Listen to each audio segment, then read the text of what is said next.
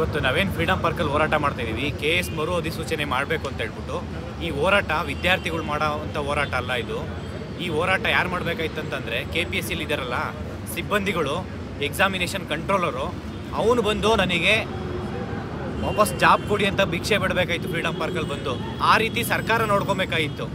ಆದರೆ ಸರ್ಕಾರ ಇವತ್ತು ವಿದ್ಯಾರ್ಥಿಗಳನ್ನ ಫ್ರೀಡಮ್ ಪಾರ್ಕಲ್ಲಿ ಬಿಟ್ಟಿದ್ದಾರೆ. ಅಹೋರಾತ್ರಿ ಧರಣಿ ಮಾಡ್ತಾ ಇದ್ದೀವಿ ನಾವು. ಸರ್ಕಾರ ಏನು ಮಾಡ್ತಾ ಇದೆ ಅಂತ ಗೊತ್ತಾಗ್ತಾ ಇಲ್ಲ. ಅಲ್ಲಿ LK ಯತೀಕ್ ಸರ್ ಮಾತು ಕೇಳ್ಕೊಂಡು CM ಸರ್ ನೀವು ವಿದ್ಯಾರ್ಥಿಗಳಿಗೆ ನ್ಯಾಯ ಕೊಡಿಸ್ತಾ ಇಲ್ಲ. ಈ ಕಡೆ KPSC ಅವ್ರ ಸಿಬ್ಬಂದಿಯವರು ಏನು ತಪ್ಪು ಮಾಡಿದ್ದಾರೆ ಅವ್ರ ಬಗ್ಗೆ ಕ್ರಮ ತಗೊಂಡಿಲ್ಲ.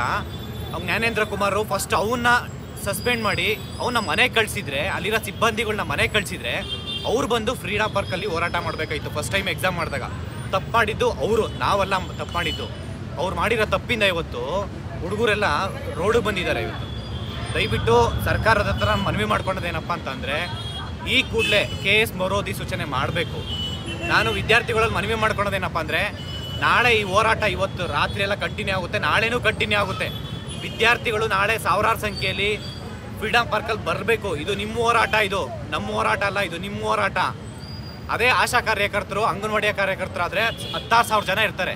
ವಿದ್ಯಾರ್ಥಿಗಳು ನೀವೇನು ಮಾಡ್ತಾ ಇದ್ದೀರಾ? ಒಂದು ದಿನ ಎಷ್ಟು ಲಕ್ಷಾಂತರ ರೂಪಾಯಿ ಖರ್ಚು ಮಾಡ್ತೀರಾ ನೀವು? ಅವ್ರಿಗಿಂತ ಬಡವರಿದ್ದೀರಾ ನೀವು? ಆಶಾ ಕಾರ್ಯಕರ್ತರು, ಅಂಗನವಾಡಿ ಕಾರ್ಯಕರ್ತರಿಗಿಂತ ಬಡವರಿದ್ದರೆ ಹೇಳ್ಬಿಡಿ.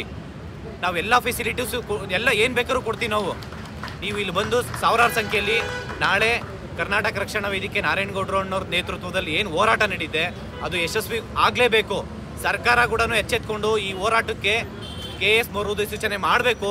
ಇಲ್ಲ ಅಂತಂದರೆ ವಿದ್ಯಾರ್ಥಿಗಳು ಏನು ಇವತ್ತು ಮುಣುಗ್ತಾ ಇದ್ದೀರಲ್ಲ, ಇವ್ರು ನಾವು ಸಾಯೋದ್ರ ಜೊತೆ ಏನು KPSCಲಿ ಇದ್ದಾರ ಸಿಬ್ಬಂದಿಗಳು, KPSC ಕಮಿಷನಲ್ಲಿ ಏನಿದಾರಲ್ಲ ಅಧಿಕಾರಿಗಳು, ಪ್ರತಿಯೊಬ್ಬರು ಅವ್ರನ್ನ ಸಾಯಿಸ್ಬಿಟ್ಟು ನಾವು ಸಾಯ್ತೀವಿ. ನಾವು ಅದಕ್ಕೆ ಮುಂಚೆ ಸಾಯಕ್ಕೆ ಬಿಡಲ್ಲ, ವಿದ್ಯಾರ್ಥಿಗಳನ್ನ ಸಾಯೋದಕ್ಕೆ ಬಿಡಲ್ಲ.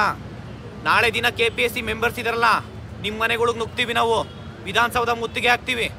ಈ ಹೋರಾಟ ಸರ್ಕಾರ ಈ ಕೂಡಲೇ ಎಚ್ಚೆತ್ಕೊಬೇಕು, ವಿದ್ಯಾರ್ಥಿಗಳಿಗೆ ನ್ಯಾಯ ಕೊಡಿಸ್ಬೇಕು. ಅಲ್ಲಿವರೆಗೂ ಈ ಹೋರಾಟ ಮಾತ್ರ ನಿಲ್ಲಲ್ಲ ಯಾವುದೇ ಕಾರಣಕ್ಕೂ. ದಯವಿಟ್ಟು ಸರ್ಕಾರ ಈ ಕೂಡಲೇ KS ಕನ್ನಡ ಮಾಧ್ಯಮದವ್ರಿಗೆ ಏನು ಅನ್ಯಾಯ ಆಗಿದೆ 76,000 ಜನಕ್ಕೆ, ಅವರಿಗೆ ಮತ್ತೊಮ್ಮೆ KS ಮರು ಅಧಿಸೂಚನೆ ಮಾಡಿ ಎಲ್ಲ ವಿದ್ಯಾರ್ಥಿಗಳಿಗೆ ನ್ಯಾಯ ಕೊಡಬೇಕಂತ ಕೇಳ್ಕೊತೀನಿ. ನಮಸ್ಕಾರ.